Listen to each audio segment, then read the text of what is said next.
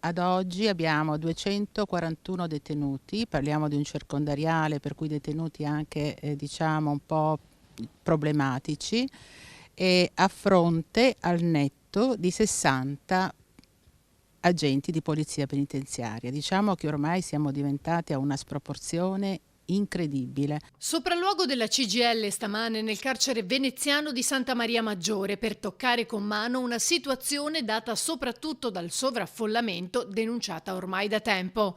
Presente anche la deputata veneta Scarpa.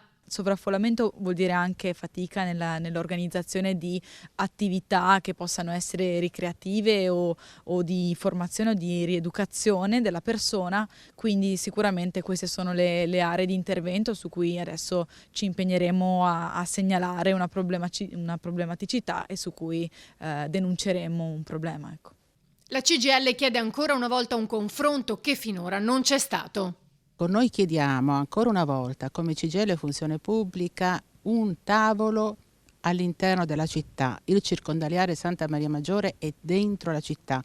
Le istituzioni se ne devono occupare, non può diventare sempre di più una discarica. Noi vogliamo i fatti. Noi abbiamo trovato personale stanco, stremato, con ore di straordinario ormai veramente incredibile.